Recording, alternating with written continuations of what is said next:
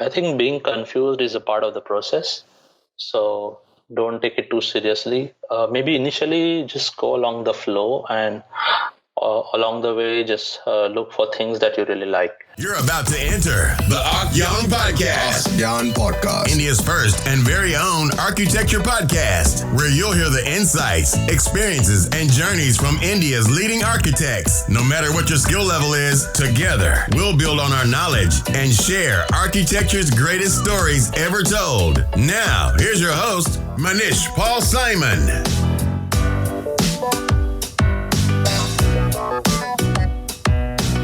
Hey guys, welcome back to the Archdaily Podcast. Today we have with us Amey Kandalgaonkar.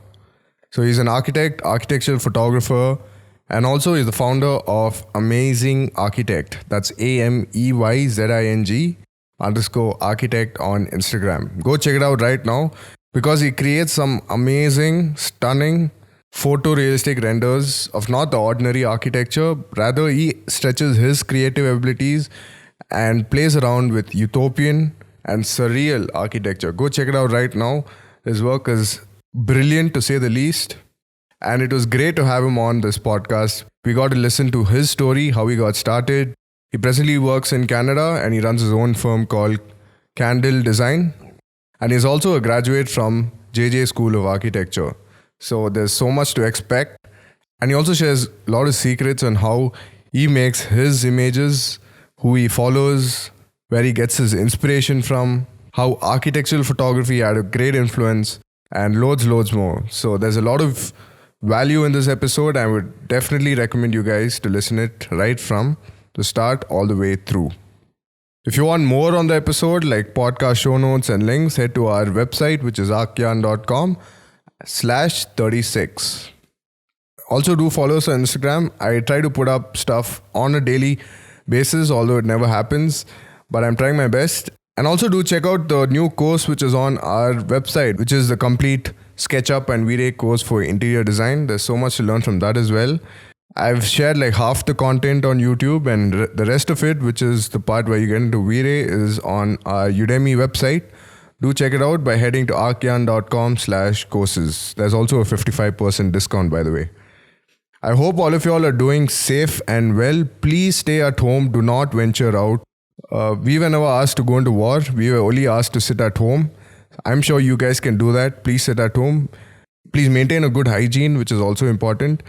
And hope for the best. We'll definitely overcome this grim scenario which is happening right now because of the coronavirus. But we'll definitely overcome and come out smarter by the end of all this. Alright, with that said, let's head to the episode with Amey Kandalgaonkar. Let's go. Alright, so before we jump into your journey, give us your brief on how you got into architecture, whether it's something you always wanted to do as a kid.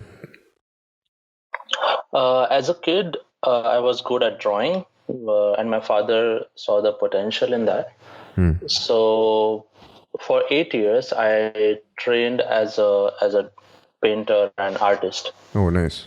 So while in school, like every Sunday, he would take me, we would travel like for an hour to go to this drawing class on every Sunday. And you spend 2-3 hours over there learning how to draw, paint. And in 1999, when I was 13, I participated in this national competition, which is called Bal Shree. I don't know if you've heard of it. Right. It's organized by President of India. I mean, like kind of under President of India, but it's a separate organization called Bal Bhavan. Okay. And I won that competition. Oh, wow. Nice. And I got to meet the President of India at that time, who was K.R. Narayanan. Nice. And so that kind of really set up my journey, like the direction of my journey. And like my father was going against to an art school because for all the uncertainty that comes with it. Yeah. So for me it was like, okay, architecture is something that comes close to it. That it gives you enough creative freedom, and it's all. I was also good at maths and sciences, so I thought, okay, it could be a good balance. So Yeah, I think I decided very early that I wanted to do architecture. Like I would say I was 15 maybe. Yeah, Awesome, awesome.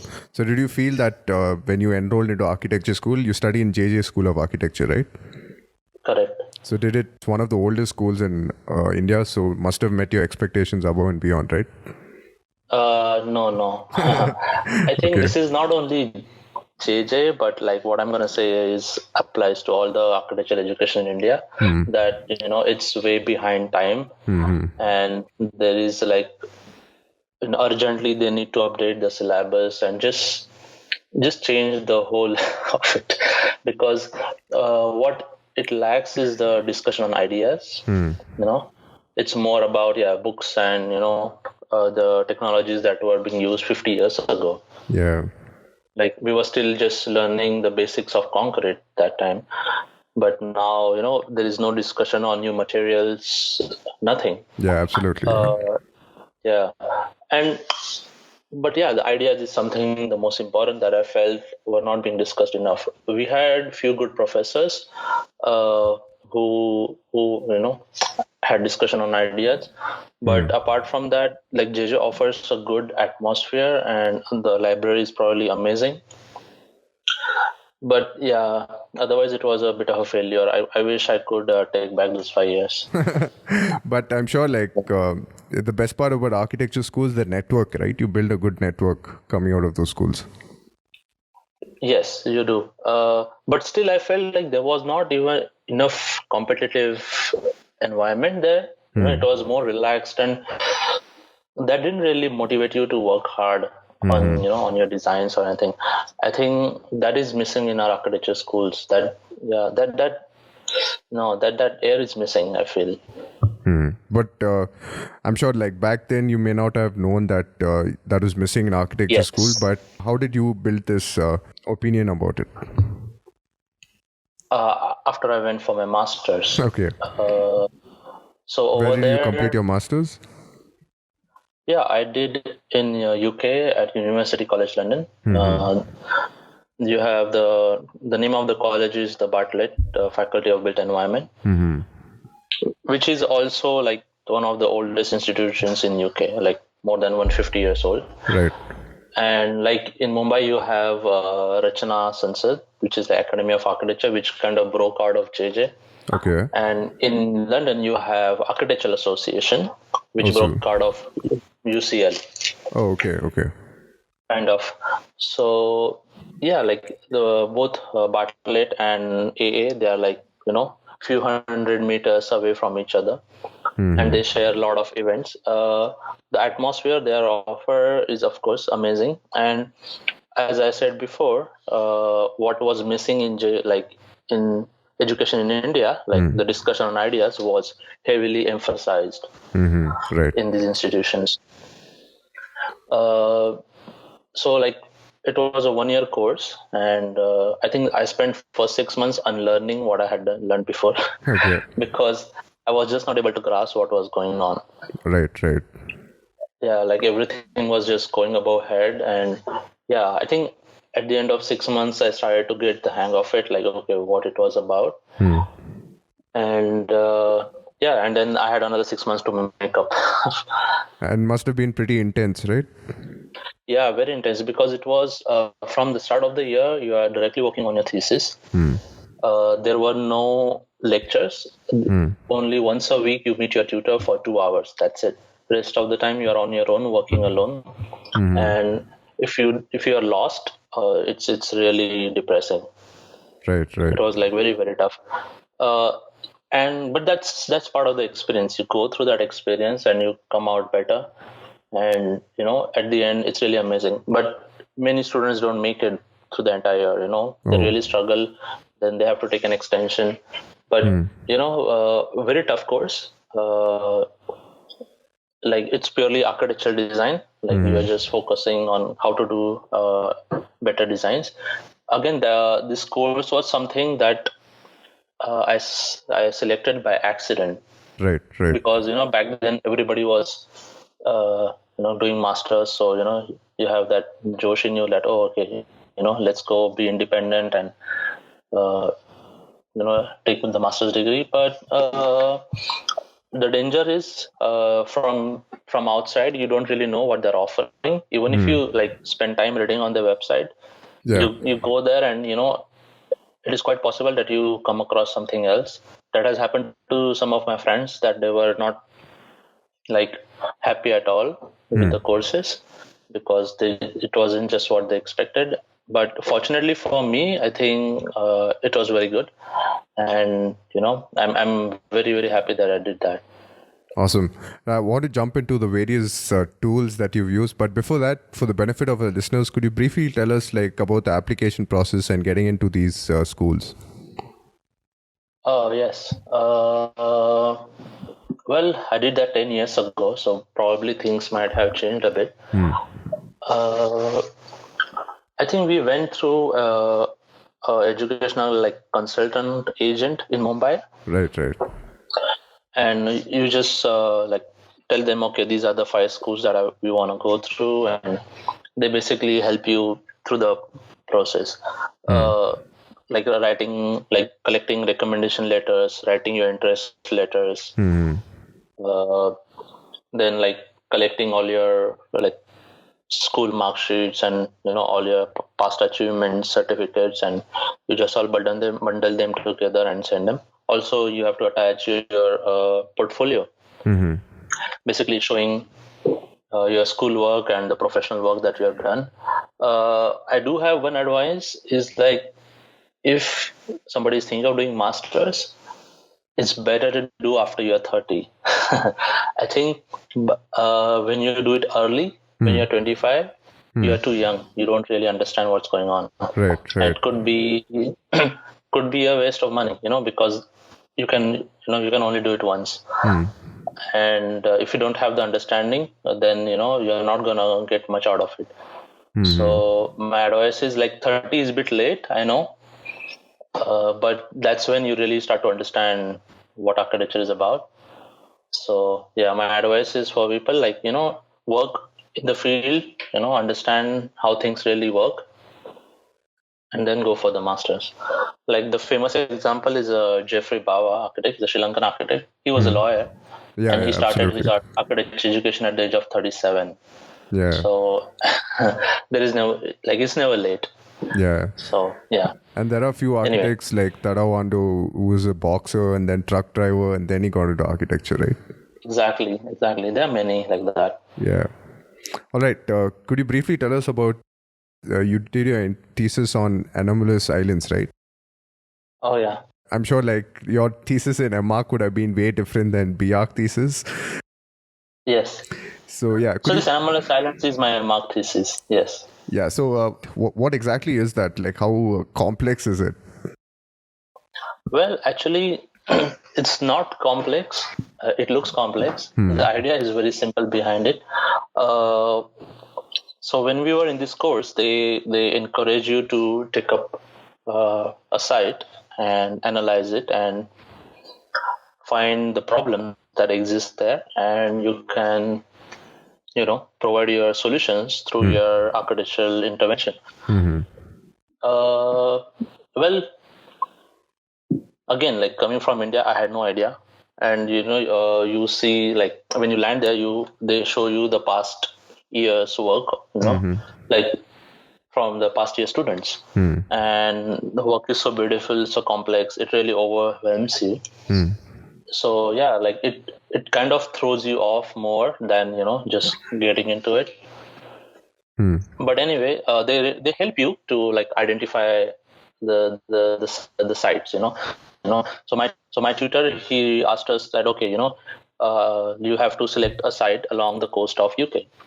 And he asked us to look at some documentaries that he gave, and through that I selected this site of an island, which is called the Brownsea Island on the south coast of UK.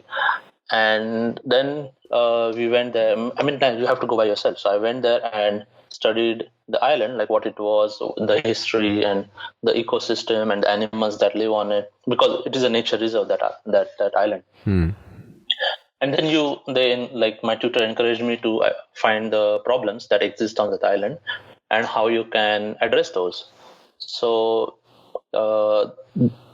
in south of UK, they have this species of red squirrels, which is endangered and which only exists on that island. Right. And the rest of the UK has been overwhelmed by the grey squirrels, which are from America, and they kind of push red squirrels out of the territory. Right.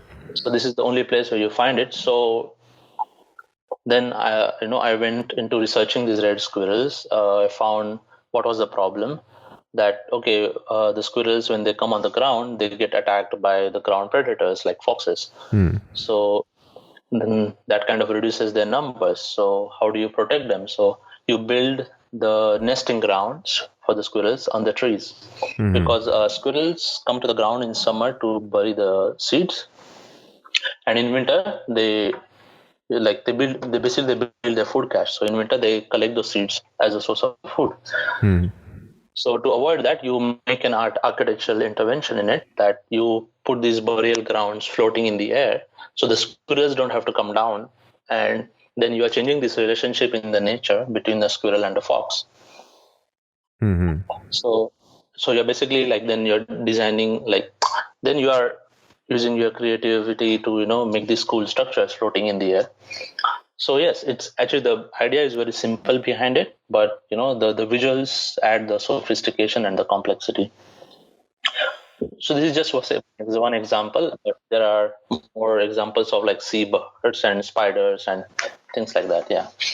Yeah, I'm just going through your MArch portfolio, and it seems there's a lot of, it's like a lot of nature in the design, right? Yeah. Again, this is I went took this path of nature, but other students took many variety of things. Somebody worked in urban environments, somebody worked in industrial environments, somebody worked in natural environments. So yeah, you have a complete freedom of doing whatever you like. But you do need a solid understanding of a particular tool which can help you achieve the results, right? Like in your case, you worked on Grasshopper or Rhino or something, right? In my master's, yes, back then I was using Rhino a lot. So yeah, I did Rhinoceros that time, but some students were just producing hand drawings. Okay. Yeah, and not some were using other softwares. One girl was using a 3D scanner to scan the movement of her hands and creating some shapes out of it. Oh, wow. So again, there is just infinite ways of expressing, or using different mediums to express your ideas. There was another Chinese girl who was just doing laser cut models and creating complex shapes out of it. So yeah, that's awesome. Actually, in art external juries, they also make an emphasis on the working drawings and all that, right? How much knowledge you have, the technicalities. But in your case, it was more of the ideation and being more abstract, right? Exactly. I think idea is the most important thing. The technical knowledge, it's good to have, and you should have. But as you build your team, those things get taken care of by other people. Yeah. So you're not just the understanding is enough. You don't have to really go into the depths of it. All right. Idea comes first, always. Awesome. So what were your next steps after you completed your master's in architecture? I went back I worked in RMJM in London for 6 months. I worked on a project in Chennai, a residential development. Right. From there, it was for Tata. And at the end of it, RMJM didn't really have more work. So that was, I only had 6 months contract there. Okay. Overall, the UK economy wasn't in great shape back then. So I made a decision to come back to Mumbai. And I came back and worked again with Studios for a couple of years. And in that period, I met my future fiance online. Actually, she's also from Mumbai, but she was already living in Shanghai. Oh, nice. Yeah. So that's how I made a decision to, go to Shanghai. Oh, awesome. I thought, it would be a new cool experience, experience a new culture, a new city. And yeah, it was amazing. I ended up spending 5 years in Shanghai, worked in 3 different offices, and worked with people with different cultures. And I think that's very important. that, the exchange of ideas with different cultures. So yeah. Yeah, you did build a very strong portfolio as well, right? Because it's not so easy to land a job in Shanghai and all that. I was lucky, I guess. I think I've kind of landed an interview even before I reached there. Okay. And I think I just like found a list like online of like offices in Shanghai, and I just applied all of them. Okay. And when this RTA office, a Spanish company, they called me for an interview. So I landed in like few days. I had an interview, and they were not very sorry. They were not very. I mean, I offered them an intern, like I'll do an internship, and that's how they hired me. Because I was just like, okay, I wanted to get my foot in the door, and so a couple of months of internship, and they liked me and they hired me. But I only worked for a year over there. Like again, 2014-15, China market wasn't very doing well. After that, it kind of picked up. So that company kind of shut down in a year. Oh, wow. So yeah, then I moved on. Like then I spent 1 year fully exploring architectural photography. Nice. Because I was kind of not happy with my architectural journey. I was like, okay, it's too unstable. Again, like I wasn't speaking the Chinese language, so it was difficult to get into like many offices. Okay. But you somehow sustained yourself through photography. Yeah, I thought like, okay, you know what? Let's quit architecture. Literally, I was like, okay, let's quit architecture and do architectural photography, because that was something I've been doing for a long time. Right. Since I started my architecture education. Right. And I thought, okay, it would be interesting to explore that. So I built my website, and again, I spent a year looking for work, but I didn't get much. And at the end of, but I did create this one art project called Shanghai Dark Deco, kind of a thing. So Okay. Shanghai has a collection of a lot of Art Deco buildings, which I kind of made a black and white photo series on it. And that kind of got published in many places. It really, Nice. gave me a lot of exposure. And through that, actually, then the work started coming. But also at the end of the year, I got a job interview in architecture by an accident. And I thought, okay, let's see if it is good. And that's how I got back into architecture, because I was like the the uncertainty of income, I wasn't very happy with. The job kind of again gave me some stability, and then I worked in Shanghai for another 3 years. And Nice. around that time, I was turning 30, and I was again like, you question your life's choices when you're 30. So around that time, then I made a decision to start this Instagram channel. That okay, like nobody was letting me build my designs. So I thought, okay, maybe it would be interesting to at least start building a catalog of ideas, and just start posting online. Maybe in future, when the right client turns up, I could dip into those ideas. Nice. Awesome. Yeah, I think like the designs which you make on site, which undergoes a lot of changes, right? It doesn't really bring out the actual creativity in you, but exploring it in the visual medium and trying to push your limits is always useful as an architect, right? Yes, but you're an incomplete architect when you're only posting online. I think the real challenge is working in the real world. Like the changes that you mentioned that you go through, I think those are the part of our field, and can't really do away with that. I think actually working within the constraints is actually that the challenge makes you a better architect, I feel. Because right now for me it's like, okay, you just cook up an idea in your head and make visuals for it. It's fun, it's easy, but it doesn't really, not necessarily makes you a better architect. So yeah, that's just my opinion on it. Yeah.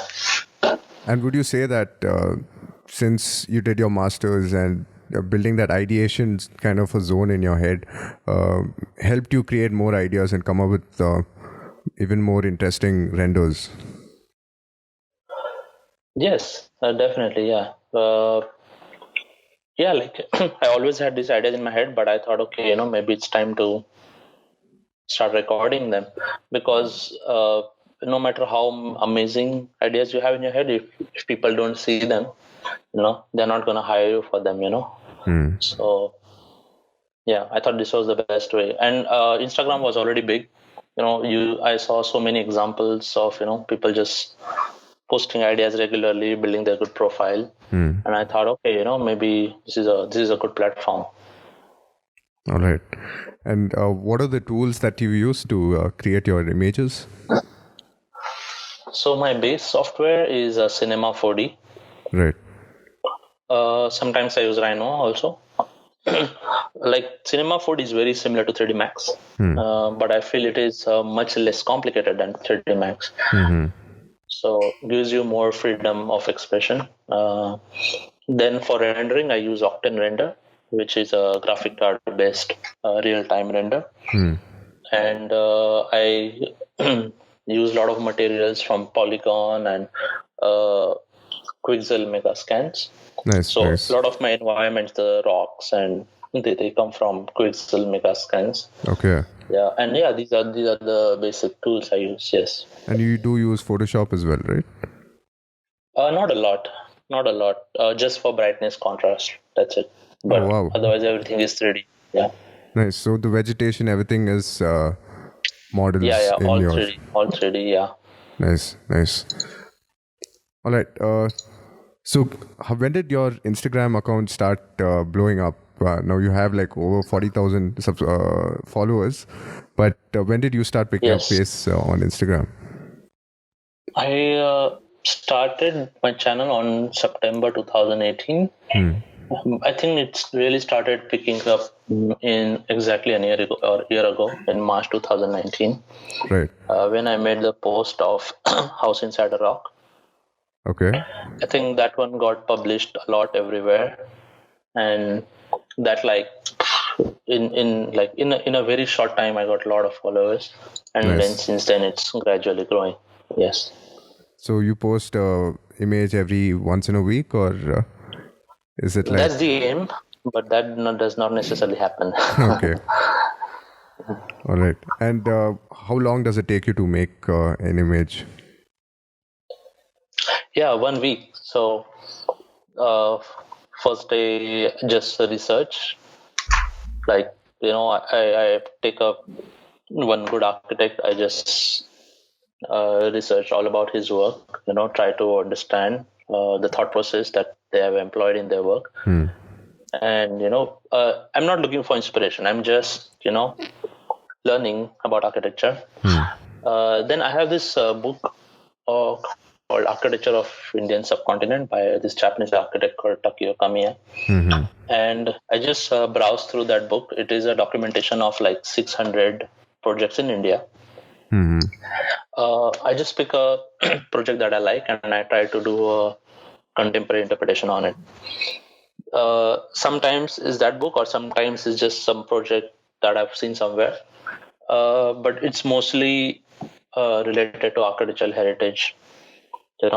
Like I've done interpretations of Chinese pagoda and Chinese houses and Chinese temples, or like this House Inside a Rock was an interpretation of these rock cut tombs that exist in Saudi Arabia. Right. So yeah, so I like to borrow from our architectural heritage and throw an interpretation on it, like a contemporary interpretation. It's easier that way, because then you don't have to really spend time thinking about the idea. You just know, like you have a clear goal, what you want to do. And it's also playing around with it, right? Doodling and finding the best form. Yes, exactly. Like couple of days, one day just goes in sketching completely. Just trying out different options, how they might look. You're trying to imagine, and then later couple of days it's purely modeling process, and then couple of days of rendering, and then hopefully at the end of the week you have a project. But sometimes it happens you are not happy at the end of the week and you're starting again. So yeah, that has happened a few times. All right. So what is the goal? What is your goal behind starting this page? Did you have any goals, or was it just that you wanted to showcase your work? And I'm sure you're not making any money out of it, right? No money out of it. Yeah. So yeah, my goal was to basically start my own practice, and I thought this would be a good precursor to it. In Shanghai, when I was working at this Spanish company, the last one, I had a good free time after work, which is very rare for architects. So, and my wife was already in Canada. She had already moved ahead for a year. Oh, nice. And so I had a lot of free time in the evening. So I thought, okay, I wanted to utilize this free time doing these things. Yeah, like as I said before, I designed a lot of projects through the last 10 years while I was in Mumbai and in Shanghai, but none of them really got built. Okay. Like the clients would always reject them, make changes. So, I was really unhappy with that, and I thought, okay, at least I will have this, I will at least explore them in visual world or like virtual world rather. That's how it started. Do you feel that you'll be getting into even virtual reality maybe later on? Yes, later on. I think it's not as commonplace as I would like, but it will be really amazing to really experience these buildings, because smartphone really gives you this small window, and it is very difficult to convey the entire architectural experience through that. I think virtual reality will do a great job of it. Yeah, I think we're living the future, right? So you may not know, like maybe in the future we'll also be sitting at home and visualizing architects' worlds, right? Yeah, exactly. Actually, they're already doing that a lot in China, for example, that let's say you want to buy a house. So you go to the sales office, and over there they have these virtual reality sets. And basically that allows you to walk through the future house and see the views through the windows. They're already using it in marketing that way. Yeah, so hopefully in few years we will have a social media based on virtual reality, which might allow us to share all these experiences. Yeah, that would be amazing to go through your spaces and. That would be amazing. Yeah, and are you picking up on some Unreal Engine skills, because that also seems to be closer to hyperrealism, right? Yes, Unreal Engine is very good, but I already got into this, and it's it's difficult to switch platforms that easily. Yeah, because again, I spend so much time on ideas. It's like you wanna stop learning the software at some point, and just focus on ideas. So yeah. Yeah, and now you have your own studio, right? Well, it's just one-man studio right now. But yes, I have my own, I have registered my own office here. Yes. So could you briefly tell us about your transition to Canada? Was your wife also an architect? No, she's a mechanical engineer. Okay. So while we were in Shanghai, China is not a place that you could be forever. It's great for a short time, but you're always a foreigner over there. So we thought, the next migration could be either Canada or Australia, but we made a decision to go to Canada. And once we got the residency, we decided, we'll do a gradual transition. So my wife went first. She settled down, and then I followed her after a year. And I always knew that Canada is not a very ideal place for architects. Why is that so? The population is so small, 35 million only. So they are not really building a lot here. Like, unlike in China or India, you have so many projects going on. Over here, the market is already saturated enough. But in Vancouver, they are building a lot of private homes. There is a good market for it. But coming from outside, finding a job is not like very hard, but finding a job at a good architecture office is hard. Okay. So, over here, everybody's aiming for a registration as an architect. Yeah. So these offices, they prefer to hire somebody who is already in the middle of that process. So it's a 5-year process. Okay. So when you're coming somebody as a new, they are not very you will have to start at the base, Okay, as an intern. to get into that process. Yeah. So if somebody wants to come here, they should come very early.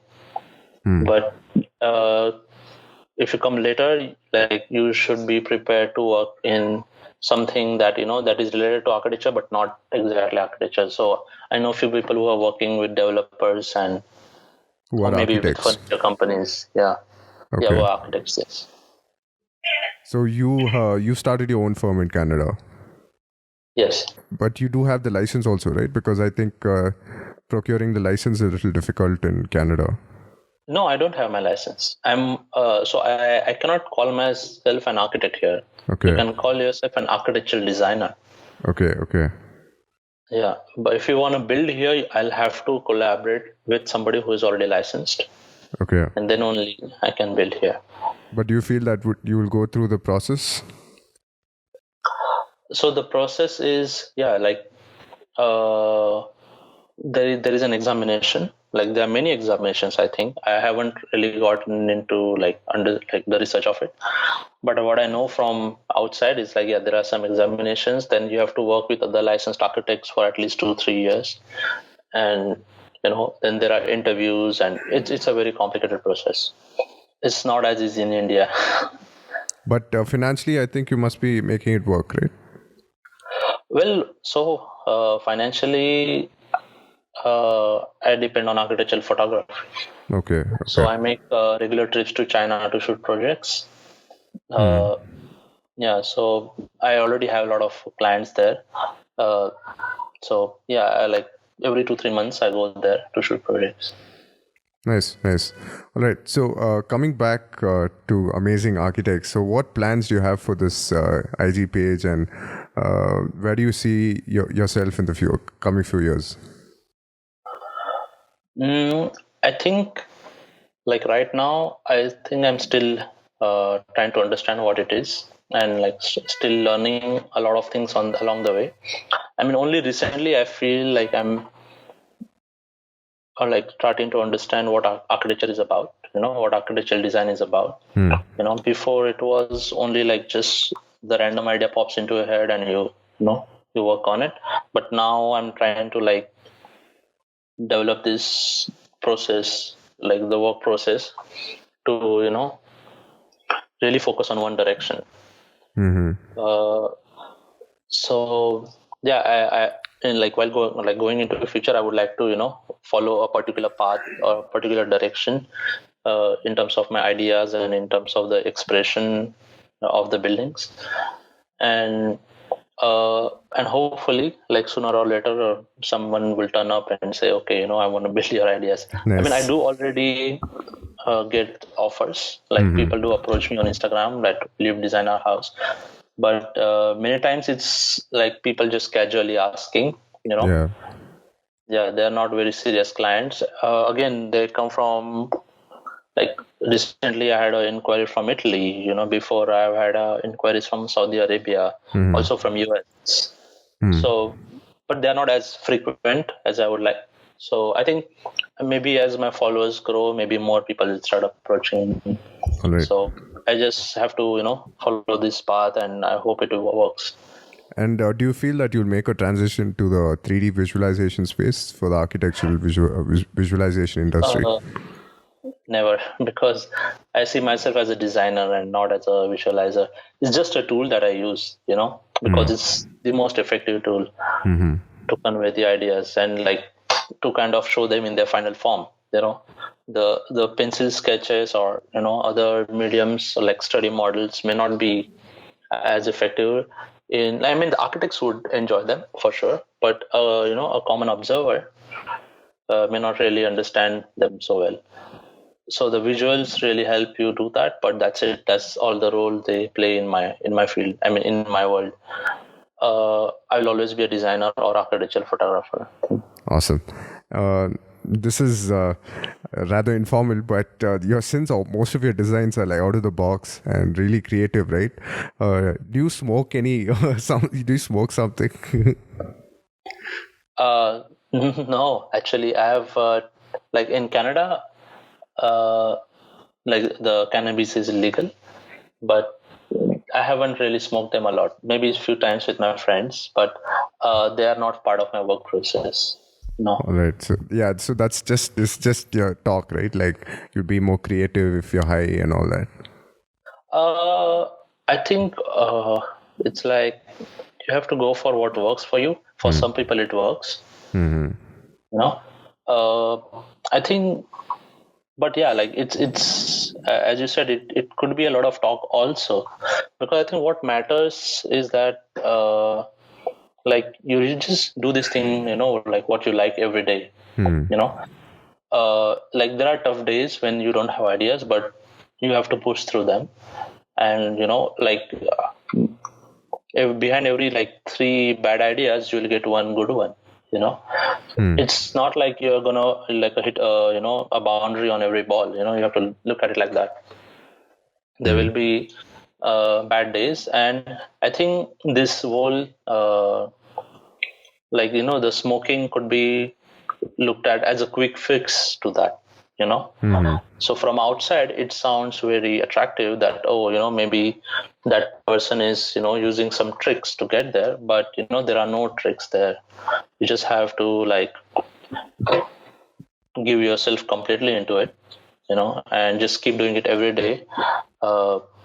It's a matter of discipline, and also takes a lot of adjustment, because I'm not really making any money out of it. So just a matter of discipline and dedication, and if you're regular at it, you will become good at it.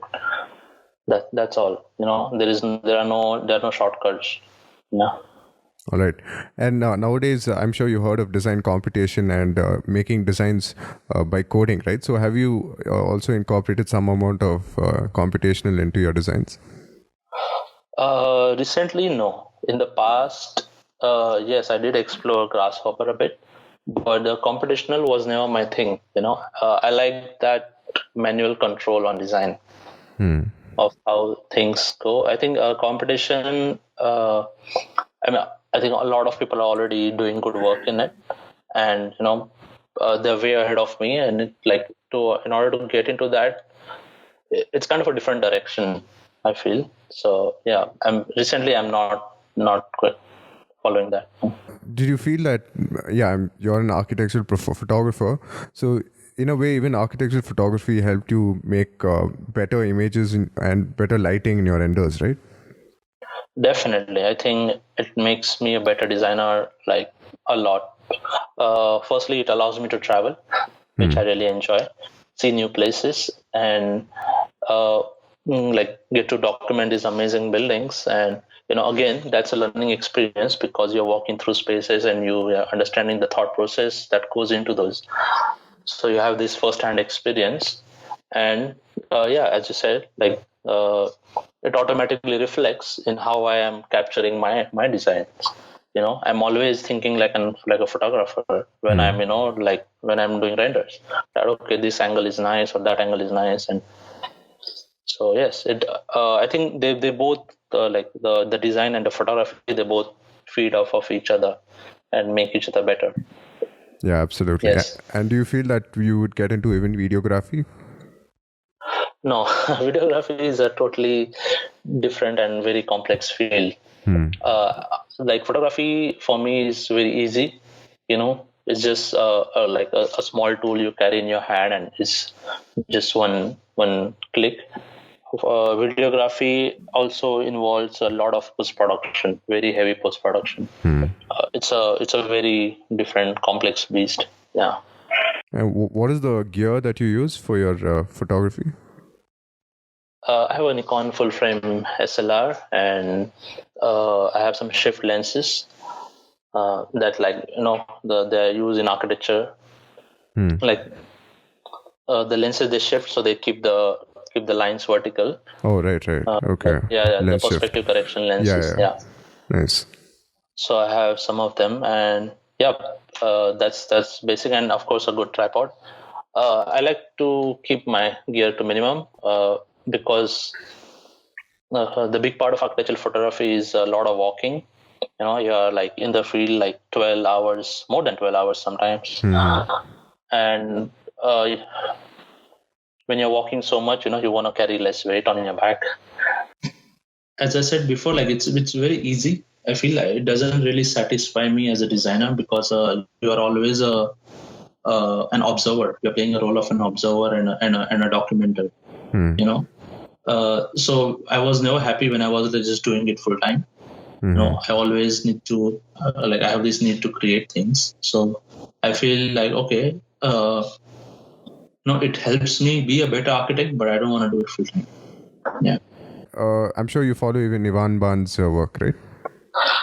Yes. Ivan Ban, he's like another league completely. He's like at the top of the field totally. All right. So where do you get your inspiration from? In architectural photography, I haven't really looked for any inspirations because being an architect, I think you already being an architect and designer, I'm always like trying to analyze designs. So it's like kind of always thinking, this could have been, done a little differently, or, this part is nice, this part is not nice. So I think being a good photographer, I think you also have to be a good critic on the design. And I think that's how my photographer works in me. I'm not looking for inspirations. I'm just walking the building, like having a conversation with the architecture, and like just understand it and document the best of it, and maybe try to hide the defects of it. So it's just a hands-on physical activity in the field rather than looking for inspiration. All right. Which was your favorite project that you've photographed? I haven't large mixed-use residential project that I shot in a small city in China called Hefei. It was designed by this French architect called Thierry Millot. Thierry Millot, and very interesting, very large. But it's not a very well-known project, so me just talking about it will not really, convey the architectural aspect of it. But it was a very large urban design, like mixed use, like office residential project. And that's all I can say. All right. And since you're also into 3D modeling and rendering, do you feel that in your Instagram in the future you would have images, hybrid images of both a photograph and also a rendering within that? Yeah, I've always wondered about it, but I want to walk in Vancouver and take pictures and make architectural insertions in that. But I don't know. Like, I think I feel comfortable just working on my desktop all the time. So maybe I'm lazy to go out and do that, because it's so easy now to create these environments in 3D. So, and it just gives you a lot of freedom. So I would like to do that, but also it's like, because I'm just one man team, I hope in future, I can delegate my responsibilities with my team, so then I can explore all these different things. Nice. And do you feel you'll also pick up on there's few new render engines which has come out, like Corona renders and all that? Oh, there are many. But you're happy with Octane? Yeah, again, it's like they're all very good, and again, it's just a tool. One should never really emphasize on that. Just go with what you like and explore it to the maximum. You have V-Ray, you have Corona, you have Arnold, you have Blender, and Octane. Just pick up what you're comfortable with. The good thing about Blender is that it's free completely. The software and the render engine that comes in it. Nice. So and Unreal Engine is also free, I think. Yeah. So that way, those places would be, those softwares would be a good place to start. Octane and Cinema 4D are very expensive, so sometimes I regret that. But again, tool doesn't matter. But how did you pick up on these skills? Were there certain resources that you used? Yeah, just YouTube. Okay. I was following a work of this artist called Beeple. His real name is Mike Winkelman, and the Instagram channel is Beeple Crap. Okay. So this guy has been posting an image, like a 3D image, every day for last 10 or 12 years now. Oh, wow. He has more than 1 million followers, and What's his one name? should check out his work. Beeple, Beeple, and .crap. Crap is CRAP. Oh, nice. And I think he was a big inspiration for me because I saw him creating these amazing images. He was using Cinema 4D and Octane as well. That's how I got into those softwares. And I saw him creating these amazing things every day. And he was a big inspiration for me to get into this, doing this Instagram every day. Although architecture projects are not that easy to, finish in a day. So that takes me a week. But he's a big inspiration. There's another guy called Philip Hudas. He's, I think, from Prague. Okay. And he also does amazing work. His Instagram is Hoodass, so HOODASS. Okay. And his work, he also does Cinema 4D and Octane. Nice. So these two guys have been a big impact on me. All right. So to wrap it up, a lot of us architecture students are very confused about what they want to do with their careers, right? So you had quite a career yourself. So what advice would you give to young architects and architecture students? I think being confused is a part of the process. So don't take it too seriously. Maybe initially just go along the flow, and along the way just look for things that you really like. And there will be a moment when you will question yourself that, what I'm doing, is it really good, or if I want to change my field, and then try to grab on to these things that you like, and really just dive deep into them. Because we know so many architects who have left architecture and have gone on to do really amazing things in other fields. Because I think architecture, they call it the mother of all arts, So it kind of lays down this foundation for your next journey. Even if it is not in architecture. So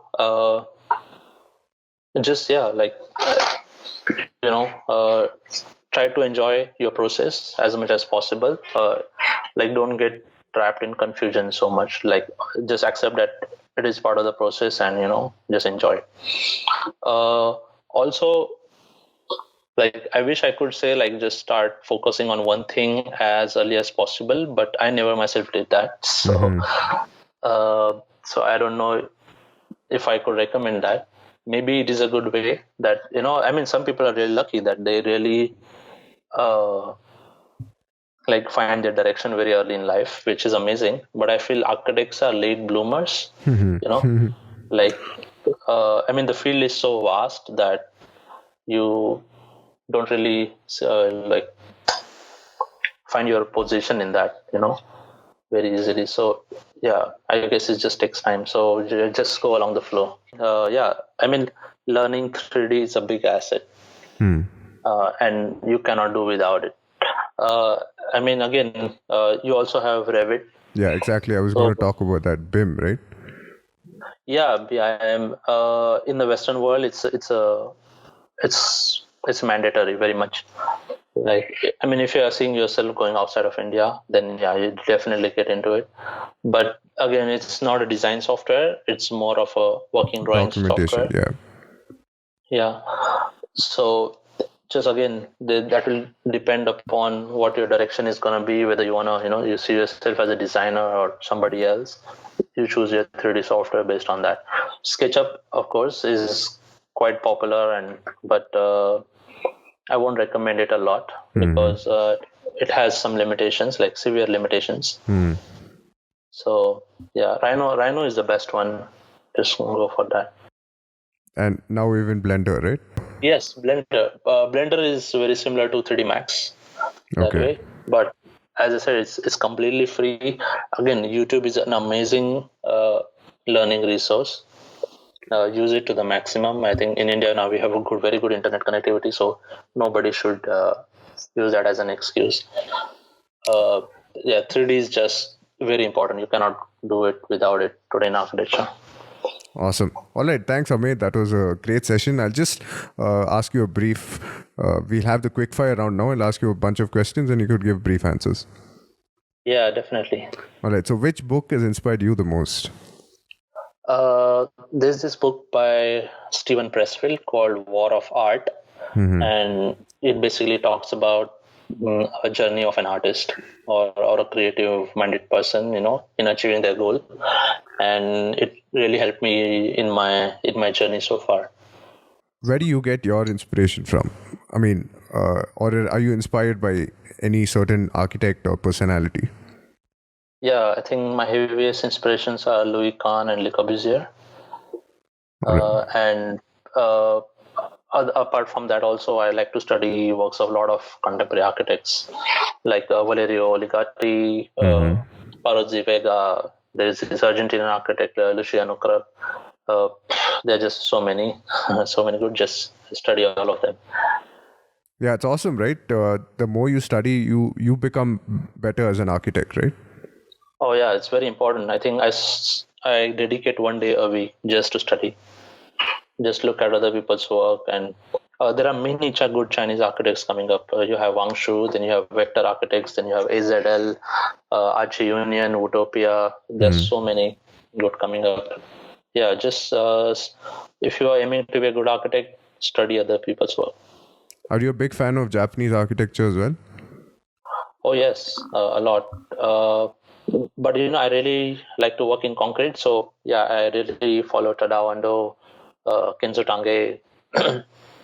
Those are my favorites. All right. Which movie would you consider your best?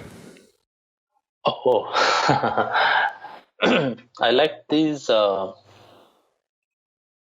movie with like very strong storylines. So there's this one movie called Man from Earth, Oh which yeah, is yeah. like That was an amazing movie. Yeah.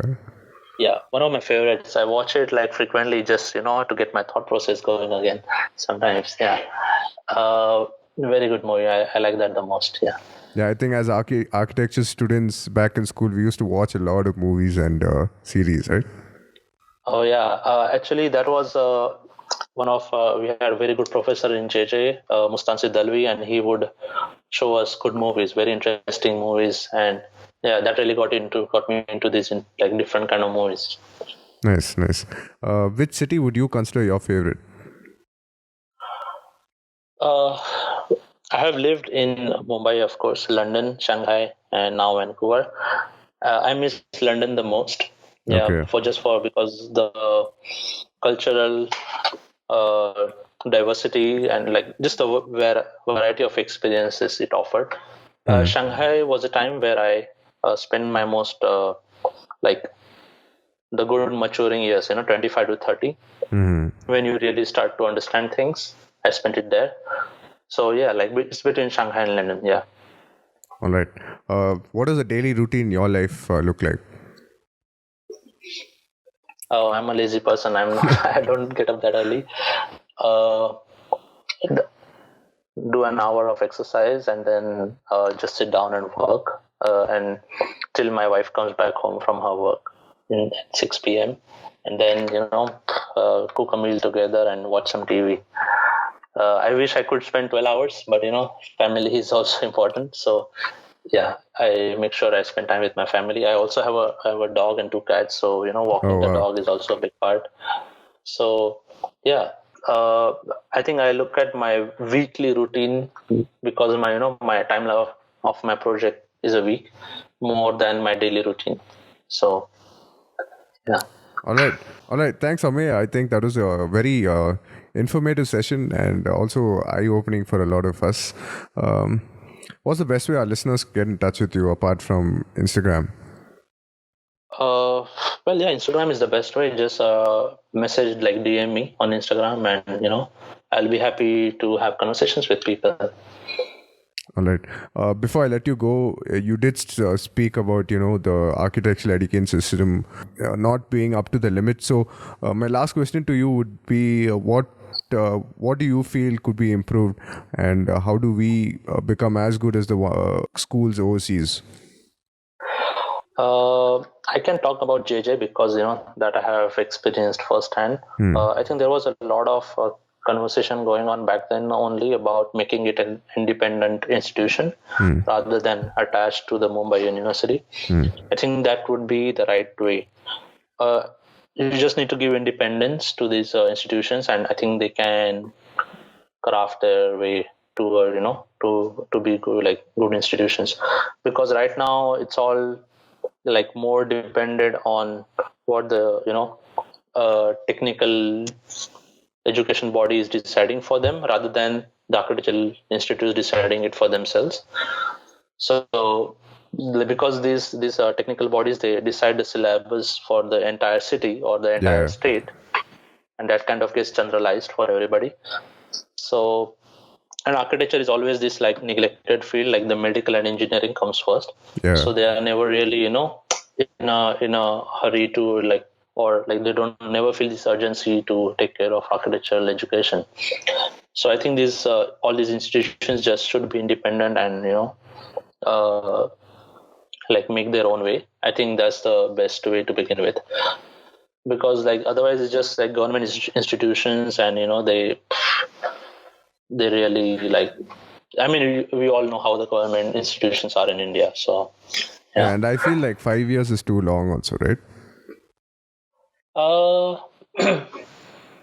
No, I think it's okay. 5 years is okay. I think that's like a global norm in architecture education. It is 5 years everywhere. But I feel maybe they should have more, maybe 1 year of professional working. I think in India, in Mumbai, at least we had 6 months of professional practice. I don't know about other states, but yeah, it could be more, and it could be maybe early, because I think if it is in second year, for example, I think students will have much more quick grasp on things, because we all, I think, experience that when we start working, we feel that this was never taught to us in school.